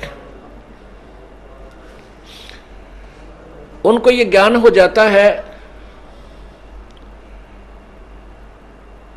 कि परमात्मा की मनुष्य जीवन मुश्किल से मिला है और इसमें एक ही भगवान की पूजा करनी चाहिए। उन्होंने वेदों को पढ़ा, वेदों में ये भ्रमित ज्ञान है, पूर्ण संत के बिना ना समझने से वो भ्रमित ज्ञान, उनको भ्रमित ज्ञान ग्रहण हो गया। वेदों में ज्ञान क्लियर है, स्पष्ट है, लेकिन पूर्ण संत तत्वदर्शी संत के बिना वो समझ नहीं सके। क्योंकि यजुर्वेद, पवित्र यजुर्वेद अध्याय नंबर 40 के मंत्र नंबर 10 और 13 में किसी तत्वदर्शी संत की तरफ संकेत किया गया है और उसको वो ना प्राप्त होने करके और वेदों का जैसे उन्होंने अपना पाठ किया, जैसा उनको ग्रहण किया, उससे निष्कर्ष निकाल लिया कि ओम नाम, यजुर्वेद अध्याय नंबर 40 के मंत्र नंबर 15 में किया है कि लिखा है कि ओम कर्तु समर, कर्वे समर और कर्तुम समर। ओम नाम का जाप विशेष कसक के साथ जाप करो, चलते फिरते जाप करो। और यजुर्वेद अध्याय नंबर 40 के मंत्र 15 में कहा है कि ओम नाम का जाप काम करते करते स्मरण करो, विशेष कसक के साथ स्मरण करो और मनुष्य जीवन का मूल उद्देश्य जान करके ओम नाम का स्मरण करो। यजुर्वेद अध्याय नंबर 40 के मंत्र 10 में कहा है कि जो वेद ज्ञान मैं दे रहा हूं इसके अतिरिक्त और ज्ञान है उस पूर्ण परमात्मा का। उस पूर्ण परमात्मा के विषय में कोई तो कहता है कि वो साकार है, मनुष्य जन्म लेता है, कोई कहते हैं वो जन्म नहीं लेता है। उसके विषय में विशेष जानकारी तो तत्वदर्शी संत यानी धीराणाम तत्वदर्शी संत ही बताते हैं, उनसे सुनो। इससे सिद्ध है कि वेद ज्ञान इनकम्प्लीट है, लेकिन वेद ज्ञान को हम झूठा नहीं कह सकते, क्योंकि जैसे सिलेबस होता है, मैट्रिक तक का सिलेबस तो सही है, लेकिन उससे आगे जो उच्च क्लासेज का है, हाई क्लासेज का है, वो उसमें नहीं वर्णन है। उससे आगे अलग टीचर होते हैं। इसलिए संकेत किया गया है कि उस तत्व ज्ञान तत्वदर्शी संतों से उस परमात्मा के, पूर्ण परमात्मा के वास्तविक विधि, जाप विधि को प्राप्त करो। उसके पाने की विधि तत्वदर्शी संत बताएंगे। तो उन ऋषियों ने जो ज्ञानी आत्मा थी, परमात्मा की तड़फ में उन्होंने वेदों को भी पढ़ा, आप निष्कर्ष निकाल लिया कि ओम नाम का जाप बता रखा। जैसे देवी पुराण में आपने पढ़ा, दुर्गा भी यही कह रही है कि उसका ओम नाम जाप करो, वो ब्रह्मलोक में रहता है, बस ये फाइनल है। तो इस प्रकार उन ज्ञानी आत्माओं ने, वो नेक आत्मा है क्योंकि उनको परमात्मा के अतिरिक्त किसी वस्तु की चाह नहीं थी। वो ज्ञानी आत्मा है तो उदार, लेकिन उनको तत्वदर्शी संत ना मिलने से वो भी, ये गीता ज्ञानदाता कहता है कि मेरे वाणी अनुतम गति में ही आश्रित रहे। अब यहाँ गीता जी अध्याय नंबर 7 के मंत्र नंबर 18 में लिखा है कि अनुतम शब्द है, और अनुवादकों ने, गीता के अनुवादकों ने उसको लिखा है, वो अति उत्तम लिख दिया अनुतम का। उत्तम माने उत्तम श्रेष्ठ होता है, और अनुत्तम का उन्होंने अति उत्तम कति श्रेष्ठ लिख दिया। नहीं, ये गलत लिखा है। अनुत्तम का अर्थ श्रेष्ठ नहीं होता। कोई कहते हैं कि प्रसंगवश ऐसा कहा जा सकता है कि जैसे अनमोल शब्द होता है, अनमोल, कि उसको अनमोल है, उसका कोई मोल नहीं। देखो यहां पर वो बात भी लागू नहीं होती। अनुत्तम का अर्थ ये कहा ना, अति उत्तम, जिससे उत्तम कोई ना हो, इसलिए यहां अनुत्तम शब्द लिखा है। यदि हम ये मानकर चले तो भी सेट नहीं होती बात, क्योंकि गीता ज्ञानदाता कह रहा है कि मेरे से और कोई सर्वशक्तिमान परमात्मा है, उसकी खबर किसी, उसके विषय में जानकारी किसी तत्वदर्शी संत से प्राप्त करो। गीता जी अध्याय नंबर 4 के श्लोक नंबर 34 में कहा है कि उस तत्व ज्ञान को समझने के लिए, जो गीता जी अध्याय नंबर 4 के श्लोक नंबर 32 में बताया है कि उस परमात्मा के, पूर्ण परमात्मा के मुख्य ज्ञान में, उन्हीं के मुख से उच्चारित वो तत्व ज्ञान में सब प्रकार के जो साधना अन्य प्राणी भी करते हैं, कोई ऊपर न पैर करके, कोई मन इंद्रियों को रोक के, कोई हठ योग करके, कोई देवताओं की पूजा करके अपने आप को कर्म दंड मोक्ष मानकर करते हैं, वो ज्ञान भी उस तत्व ज्ञान में लिखा हुआ है जो परमात्मा ने अपने मुखारविंद से अपनी वाणी में कहा है। उस तत्व ज्ञान को किसी तत्वदर्शी संत से जाकर समझो, उनको दंडवत प्रणाम करो, और कपट छोड़कर प्रश्न करने से वो तत्वदर्शी संत उस परम पिता परमात्मा के विषय में तुम्हें बताएंगे। और उस तत्वदर्शी संत की पहचान 15वें अध्याय के प्रथम मंत्र में बताई है कि जो उल्टे लटके हुए संसार रूपी वृक्ष के सर्वांग सहित सभी भागों, सभी पार्ट्स के सहित बता देगा, स वेदवित, वह तत्वदर्शी संत है, वह वेद की तात्पर्य को जानने वाला है। परमात्मा कबीर परमेश्वर आए थे, उन्होंने आज से 600 वर्ष पहले अपनी अमृतवाणी में इस तत्व ज्ञान में, अपने मुखारविंद से उच्चारित उस तत्व ज्ञान में कहा था, अक्षर पुरुष एक पेड़ है, निरंजन वाकी डार, और तीनों देवा शाखा है, ये पात रूप संसार। ये है अक्षर पुरुष एक पेड़ है। परमात्मा ने पहले ही बताया था 15वें अध्याय का 1 से 4 तक का जो सारांश है, ये देखिएगा।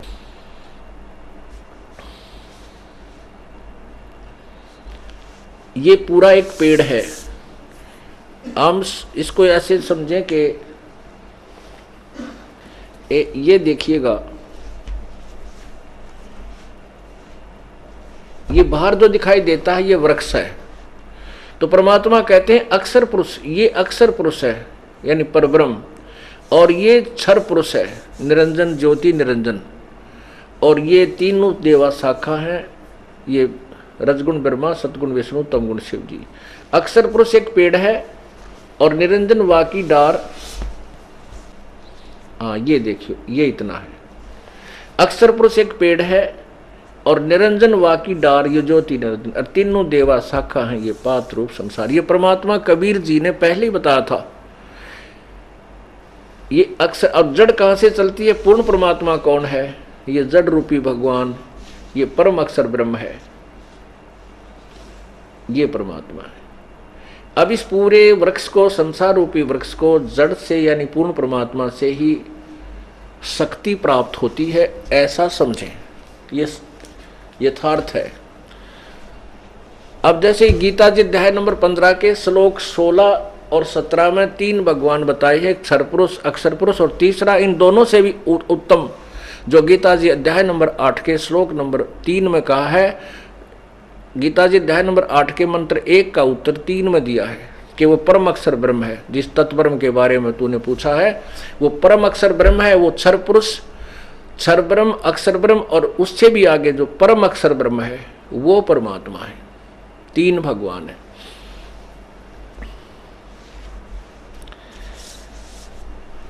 अब यहां प्रसंग चल रहा है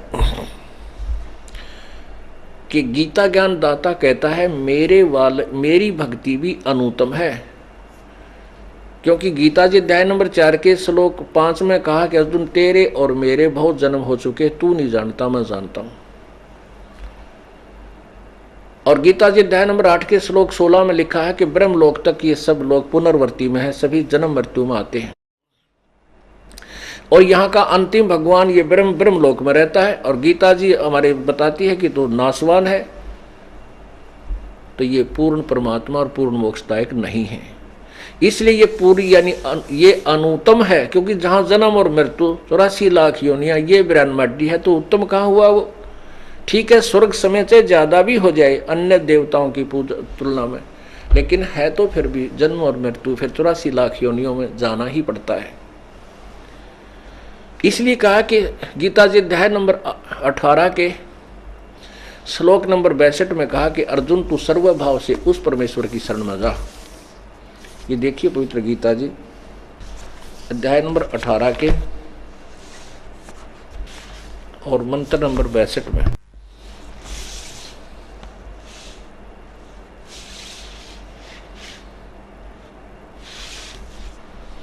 हे भारत, सब प्रकार से उस परमेश्वर की शरण में जा, उस परमात्मा की कृपा से ही तू परम शांति और सनातन परम धाम को प्राप्त होगा। गीता जी अध्याय नंबर 15 के और श्लोक नंबर 4 में कहा है, अध्याय नंबर 15 के श्लोक नंबर 4 में, ये चौथे श्लोक का यहाँ पर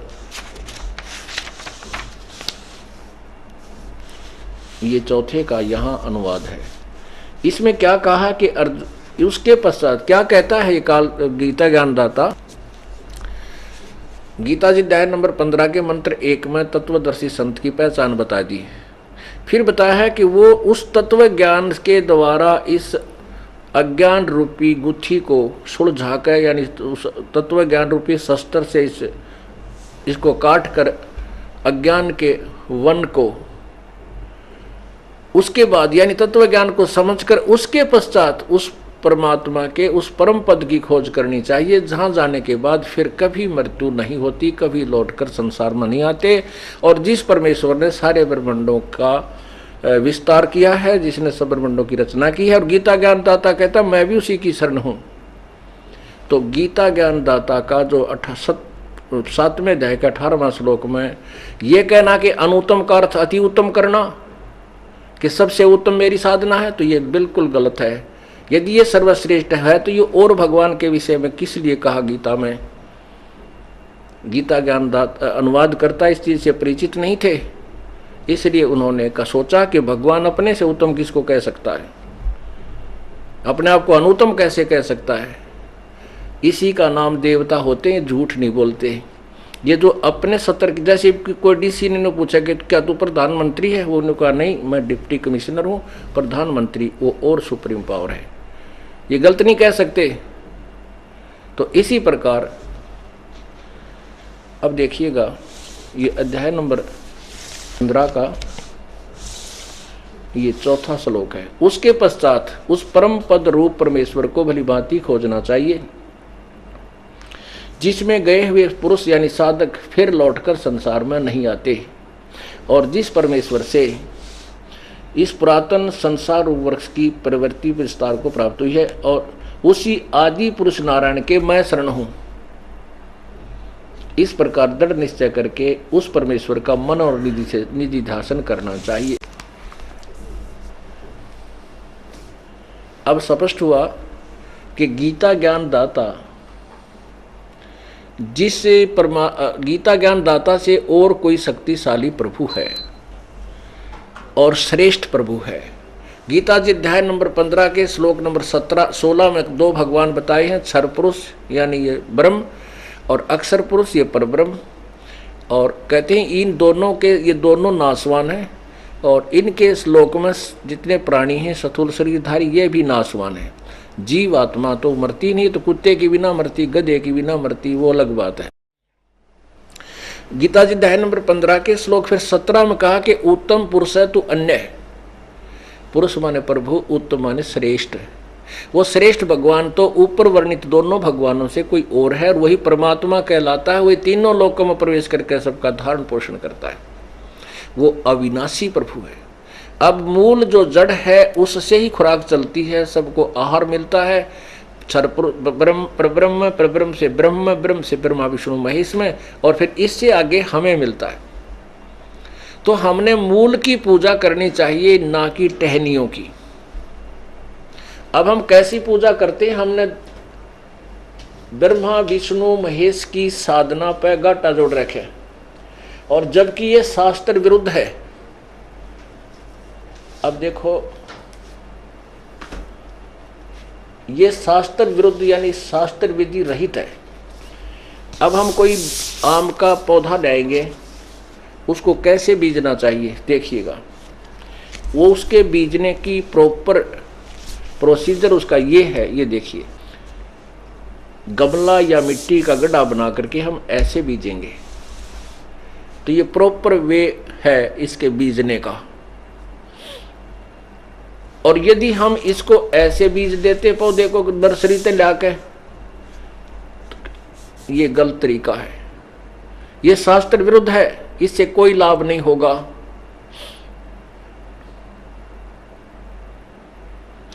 अब रजगुण ब्रह्मा, सतगुण विष्णु, तमगुण शिवजी रूपी इन डालियों को हम नीचे रख देते हैं आदर सहित, क्योंकि इनका फल लगे हैं इसलिए हमने ज्यादा प्यारे लगे। लेकिन फल तो लगे हैं डालियां के, पर वो लगे किस कारण से हैं ये देखना होगा। वो इस कारण से लगते हैं। हम मूल की पूजा करते हैं, जड़ की पूजा करेंगे तो जड़ से आहार तना में, तना से डार में, इस ज्योति निरंजन में, क्षर पुरुष अक्षर पुरुष से, परब्रह्म से ब्रह्म, ब्रह्म से तीनों देवताओं में, और आगे हम हैं। तो हमें फल इन टहनियों को से प्राप्त होते हैं। इसलिए हमने टहनी ज्यादा प्यारी लगन लागी, और इसी श्रद्धा से हम इन्हीं की पूजा करने लगे अज्ञानता में, और इन पूजा टहनियों को नीचे डाल के और उसकी सिंचाई करने लगे। पूरा भक्ति रूपी पौधा हमारा सूख गया, खत्म हुआ। गीता जी अध्याय नंबर 16 के 23 मंत्र में कहा कि शास्त्र विधि को त्याग कर जो मनमानी पूजा करते हैं उनको न तो कोई सुख होता है, ना उनकी कोई गति होती है, न ही उनका कोई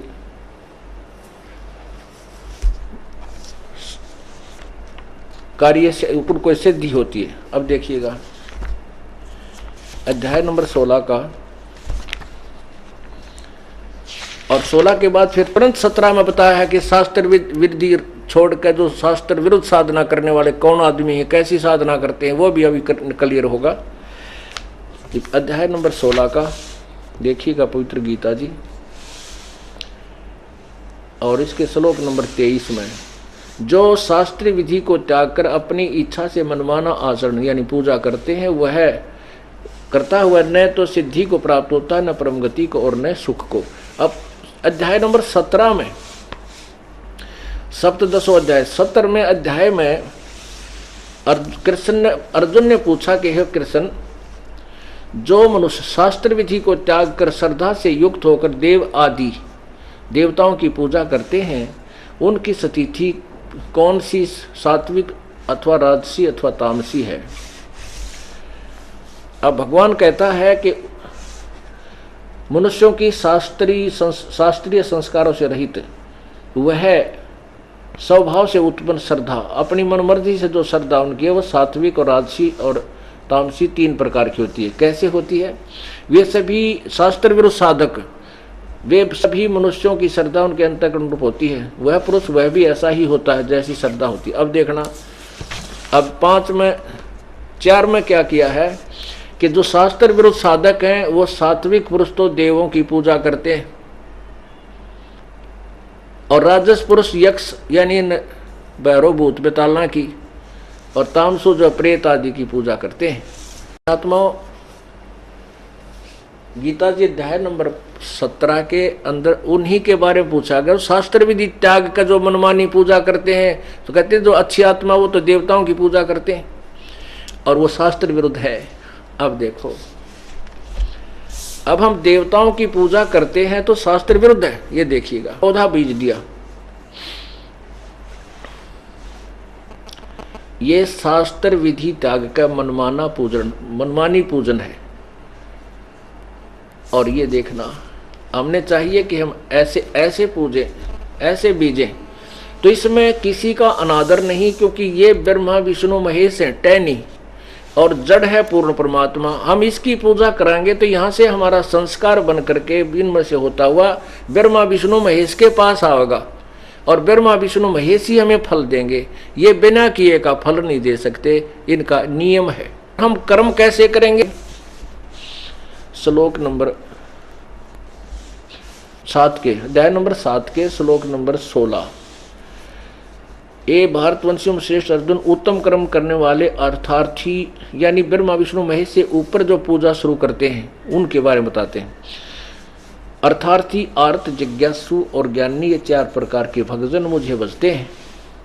उनमें नित्य मुझ में एक ही भाव से स्थित अनन्य प्रेम भक्ति वाला ज्ञानी भक्त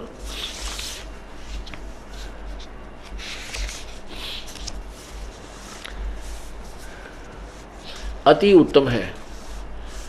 विशेषते अति उत्तम है, क्योंकि मुझको तत्व से जानने वाले ज्ञानी को मैं अत्यंत प्रिय हूं और वह ज्ञानी मुझे प्रिय है। अब ज्ञानी के विषय में आपको बताया अध्याय नंबर 7 का श्लोक नंबर 18। हम संस्कार देखेंगे तब समझ में आओगी, क्योंकि हम अक्सर ज्ञान युक्त हो गए। अनुवादकर्ताओं को ज्ञान नहीं था, इन्होंने वैसे उलझ पुलझ कर लिया जहां समझ में को नहीं आई।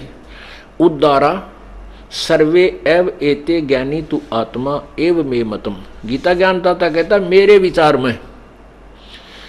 अब देखो, मेरे विचार में ये सभी ज्ञानी आत्मा है तो उद्दार।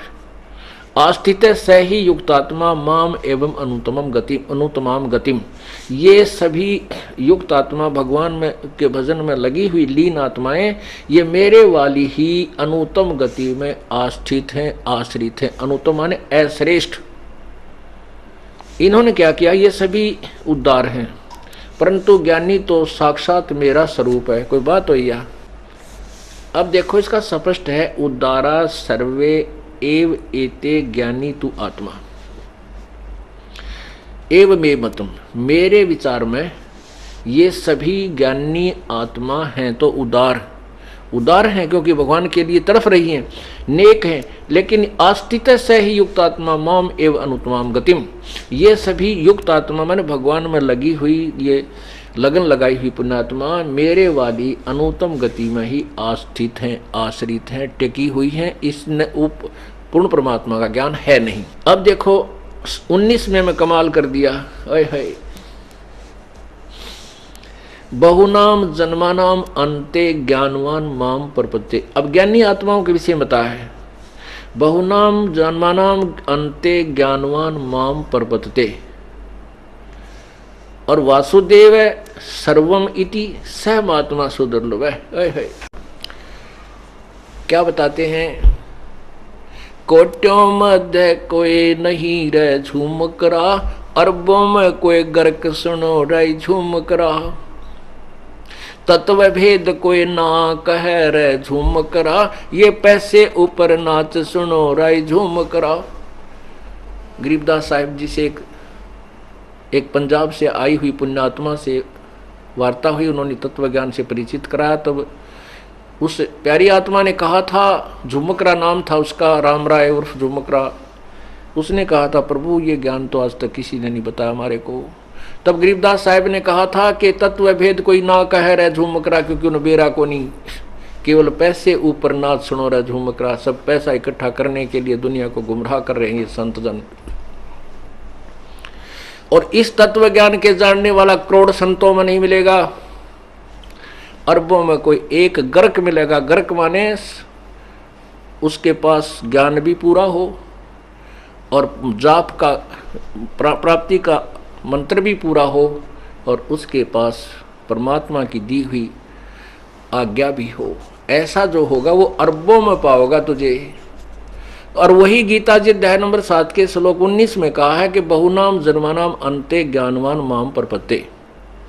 बहुत जैसे कहता है कि गीता ज्ञानदाता कह रहा है कि बहुत के जन्मांतरों के अंत के किसी एकाध जन्म में कोई ज्ञानी आत्मा ब्रह्म तक पहुंचता है, मेरी पूजा करता है।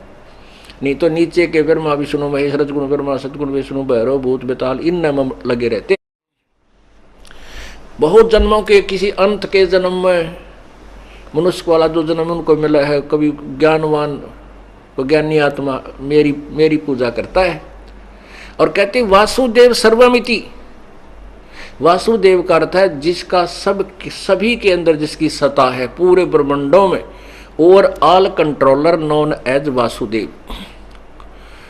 वो जो सबके ऊपर जिसकी सत्ता है वो वासुदेव है और वही पूजा के योग्य है। ऐसा बताने वाला महात्मा बड़ी मुश्किल से मिलेगा, सुदुर्लभ है। ओए होए, वासुदेव सर्वमिति स महात्मा सुदुर्लभ है। ये बताने वाला कि पूजा के योग्य भी वो परमात्मा पूर्ण है, वासुदेव ही है। वो सर्वशक्तिमान है, सर्वव्यापक, सबके ऊपर कंट्रोलर है। वही सबका, वही पूजा के योग्य है, वही सर्वस्व है, वही सबका मालिक है, सबका रचनहार है। ये बताने वाला संत तो तने मुश्किल ते मिलेगा।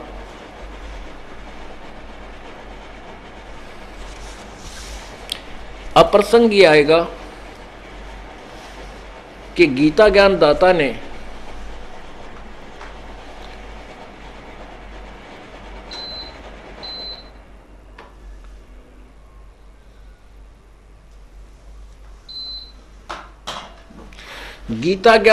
ने अपनी साधना को अनुत्तम क्यों कहा?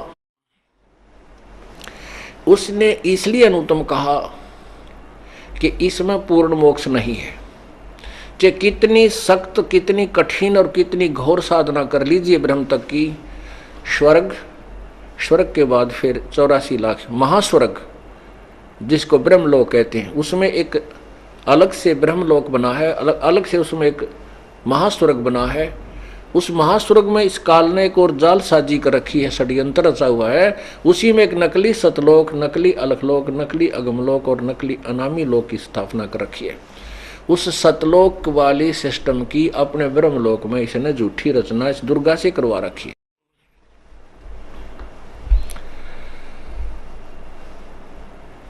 तो वहां चला जाता है। उसके बाद फिर कहां जाता है? 84 लाख योनियों में। ओए होए, क्या बताया है कि एक ब्रह्मा की आयु, एक रजगुण ब्रह्मा की आयु कितनी होती है? 1008 चतुर्युग की। इसको सीधा 1000 युग मानते हैं। एक चतुर्युग में 43,20,000 वर्ष होते हैं, सतयुग, त्रेता, द्वापर और कलयुग। और 1000 की ही रात होगी, 30 दिन रात का महीना और 12 महीने का एक वर्ष और 100 वर्ष की ब्रह्मा की आयु। ब्रह्मा जी की मृत्यु हुई। फिर 7 ब्रह्मा की मृत्यु के उपरांत एक विष्णु की मृत्यु, 7 विष्णु की मृत्यु के बाद एक इस रजगुण शिव की मृत्यु, तमोगुण शिव की मृत्यु। ऐसे 70,000 जब शिव मर लेंगे, एक ब्रह्म की मृत्यु, काल की मृत्यु, एक ब्रह्मांड का विनाश। उसके बाद परमात्मा के आशीर्वाद से दुर्गा और काल के वही शरीर रहते हैं। ये दोबारा इनका जन्म होता है, दोनों ही फिर नए ब्रह्मांड में चले जाते हैं। 21 ब्रह्मांड है इनके पास। वहाँ फिर ये दोनों अपने नए सिरे से संतान उत्पत्ति करते हैं। नई पुण्य आत्माओं को ब्रह्मा विष्णु महेश के रूप में ये रंग में रंग देते हैं, एक एक गुण युक्त कर देते हैं। और जो यहाँ पहले ब्रह्मा विष्णु महेश थे वो अपने पुण्य कमाई को समाप्त करके 84 लाख योनियों की में चले जाते हैं। अब इस एक, अब जो 70,000 बार त्रिलोकीय शिव मर लिया, तब एक बार ये शिव काल मरा। ऐसा एक युग हो गया परब्रह्म का, एक युग परब्रह्म का। ये चतुर्युग से कुछ ऊपर नहीं, कोई प्रमाण नहीं है, लेकिन उसकी तुलना केवल एक युग से होती है। एक युग परब्रह्म का हुआ, और ऐसे ही 1000 युग का परब्रह्म का दिन, इतनी ही रात्रि, फिर 30 दिन रात का महीना, और 12 महीने का वर्ष, 100 वर्ष की आयु है परब्रह्म की। और फिर उसकी भी मृत्यु, फिर सभी ब्रह्मांडों का विनाश, नए सिरे से फिर कंस्ट्रक्शन शुरू। लेकिन सतलोक और ऊपर के लोक जो अविनाशी हैं, प्रभु जहाँ रहते हैं सतलोक, कबीर साहब, वो लोक कभी नष्ट नहीं होते। एती उम्र बुलंद मरेगा अंतरे, सतगुरु लगे न कान न भेंटे वो संतरे। ओए होए, इतनी लंबी आयु पर ब्रह्म जितनी भी हो जाएगी तो भी अंत में मृत्यु है। इसलिए, किस लिए? क्योंकि तुम्हें वो तत्वदर्शी संत नहीं मिले, वो सतगुरु नहीं मिले। सतगुरु लगे न कान न भेंटे वो संतरे, वो संत, तत्वदर्शी संत आपको नहीं मिला। इसलिए अन्य साधना जो तुम कर रहे हो उससे इतनी लंबी उम्र भी हो जाएगी तो भी मृत्यु होगी, तुम 84 लाख योनियों में कष्ट उठाते रहोगे। इसलिए गीता ज्ञान दाता ने अपने वाली साधना को भी अनुत्तम कहा है। एक चुनक नाम का ऋषि था, बहुत कठिन साधना की, क्योंकि ये खिचड़ी ज्ञान से करते हैं। जैसे ब्रह्मा जी सबसे पहले कमल के फूल पर बैठा था, अब दुर्गा देवी भागवत महापुराण के 3रे संगत में ब्रह्मा जी कहता है कि मैं कमल के फूल पर बैठा था, जब मुझे नहीं पता मैं कहाँ से उत्पन्न हुआ, वो जवान था। आकाशवाणी हुई कि तप करो तप करो, मैंने 1000 वर्ष तक तप किया, तप करके कहा कि सृष्टि करो। तो वो आकाशवाणी काल की थी, ब्रह्म की। परमात्मा पूर्ण ब्रह्म ने सृष्टि रच के, ये ब्रह्मांड रच के काल को दे दिए, दे पकड़ तू, 5 गुण, 5 तत्व और 3 गुण दे दिए। अब काल का यहाँ से उसका ड्रामा शुरू होता है, नाटक शुरू होता है। अब देखिए कि इसने, अब उसके बाद ब्रह्मा को कहा गया कि तू सागर मंथन करो। जब ये तीनों उत्पन्न हो लिए थे, सागर मंथन के बाद ब्रह्मा ने वेद प्राप्त हुए, वेदों को पढ़ा। उससे पहले काल ने आकाशवाणी करके उसको गलत साधना से फीड कर दिया कि तप करो। तप वेदों में नहीं है, वेदों से बाहर जो काल का अपना जो वो गलत ज्ञान है, वो और ब्रह्मा ने डरते ने स्वीकार कर लिया। और इसलिए स्वीकार कर लिया कि भगवान की वाणी है, क्योंकि ये काल इन सबको भ्रमित रखता है, यथार्थता से दूर रखता है हम सबको। तो वो तप, और उधर से वेदों का ओम मंत्र या खिचड़ी ज्ञान करके इन्होंने शुरुआत कर दी। तो इसी प्रकार से भी ऋषि और ब्रह्मा विष्णु महेश आदि साधना करते रहे, तप करते रहे, जो कि शास्त्र विरुद्ध है। तो साधना, चुनक ऋषि ने ऐसे ही वो खिचड़ी ज्ञान से साधना की, उससे सिद्धियां आ जाती हैं, एटम बम बन जाते हैं। और उसका रिमोट काल के पास होता है, मन ये काल है और उसके हाथ में उसका वो रिमोट है। तो उससे काल इनको नचाता रहता है। कई वर्षों तक घोर तप करके उसने इतनी साधना की कि उसके सामने कोई भी रुकने वाला सिद्ध पुरुष नहीं था, सबको पता था। एक मानधाता नाम के चक्रवर्ती यानी पूरी पृथ्वी के शासक थे। उदय अस्त में उसका शासन राज्य था। वो प्रत्येक 2-4-10 वर्ष में ये देखता है कि मेरे शासन काल में कोई मेरा जो अधीन राजा है, कोई सिर तक नहीं उठा लिया उसने, मेरी उस किसी ने पराधीनता अस्वीकार तो नहीं है। इसलिए वो अपना एक घोड़ा छोड़ता था और उसके गले में ये लिख दिया जाता था कि जिसको मानधाता राजा की पराधीनता स्वीकार नहीं है, इस घोड़े को बांध ले और युद्ध के लिए तैयार हो जा। राजा के पास 72 करोड़ सेना है, उसकी पूरी नीचे वह ताकत भी लिख दी जाती थी।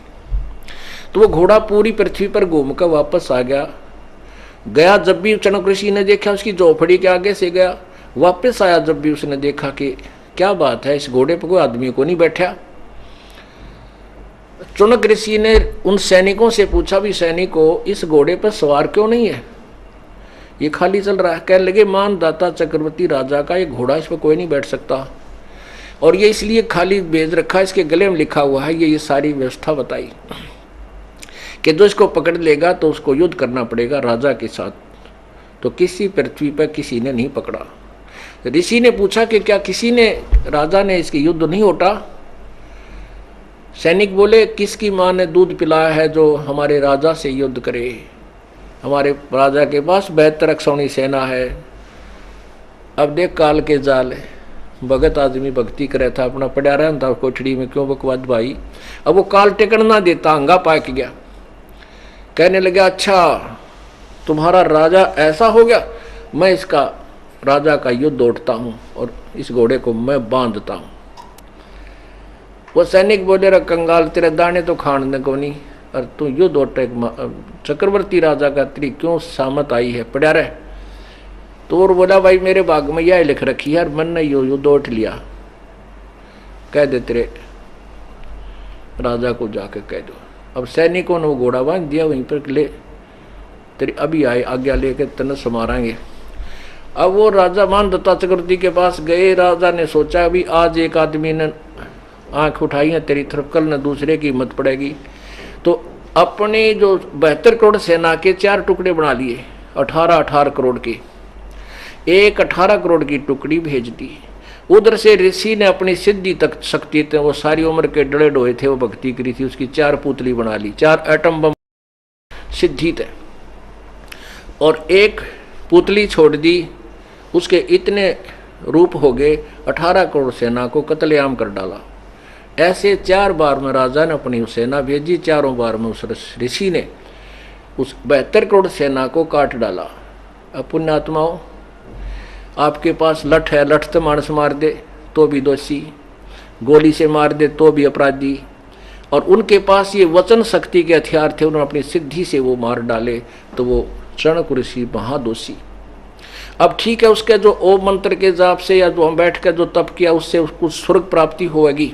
अभी पूर्ण परमात्मा की साधना के अतिरिक्त जिन भी ब्रह्म परब्रह्म या नीचे के देवताओं की साधना की जाती है, उसमें दोनों लाभ, दोनों ही फल मिलते हैं, पुण्य भी और पाप भी, दोनों लिखे जाते हैं। अब उस चाणक्य ऋषि के बैड अकाउंट में, पापों में 72 करोड़ सेना की हत्या लिख दी गई। जब तक इसके पुण्य चलेंगे, इतनी आंडी पाक्या फिरा रहेगा, स्वर्ग में भी ठाठ करेगा, वहां देवता बन जाएगा, और उसके बाद जब इसकी दुर्गति शुरू होगी, कुत्ता बनेगा, सिर में कीड़े पड़ेंगे, खाज लगेगी, टांग टूटेगी, कांच लकड़ेगी। और जो सैनिक मारे थे इसके अंदर, जो कीड़े पड़ के इसके सिर में चूट चूट के खाएंगे। पुण्यात्माओं, इसलिए गीता के जी के अध्याय नंबर 7 के मंत्र नंबर 18 में कहा है कि मेरे वाली साधना भी अनुत्तम है, क्योंकि इसे मोक्ष नहीं है। और उधर से वो सारी पृथ्वी का शासक बनकर आंडी पाक रहा था, चक्रवर्ती राजा मानदाता, उसकी विरानवाटी हुई, 1 मिनट में वो खत्म हुआ, और कितने गधे की जू नहीं पाओगा। मन तो बसरे सुख सुख के सागर बसरे, भाई और न ऐसा जसरे। मन तू सुख के सागर बसरे, भाई और न ऐसा जसरे। भाई उदय अस्त बीच चक्कर चले थे, ऐसी जन ठकुराई। उदय अस्त बीच चक्कर चले थे, ऐसी जन ठकुराई। एक चाणक्य ऋषि स्वर कल्प करी, फिर खोज न पाया राई। मन तू सुख के सागर बसरे, भाई और न ऐसा यसरे। मन तू सुख के सागर बसरे, भाई और न ऐसा यसरे। पुण्यात्माओं, इस परमात्मा के अमृत तत्व ज्ञान का एक सेंटेंस, एक श्लोक सुलझाने के लिए 2 घंटे का ये बैकग्राउंड, 2 घंटे तक की ये भूमिका बनानी पड़ी। पूरी पृथ्वी के राजा की क्या दुर्गति, सर्व सोने की लंका होती, रावण से रणधीरम, एक पलक में राज विराजी, जम के पड़े जंजीरम। पुण्यात्माओं, आप में से आपको जो तत्व ज्ञान और ये मंत्र मिल गए हैं, आपके सामने पूरी पृथ्वी का राजा भी पासंग नहीं है। वो तो अपने पिछले पुण्य को बर्बाद करा है, आपके पिछले नहीं थे ऐसे, लेकिन आप भविष्य के बहुत जबरदस्त तैयार कर रहे हो, और सतलोक चले जाओगे, सदा के लिए सुखी हो जाओगे। बोलो सतगुरुदेव।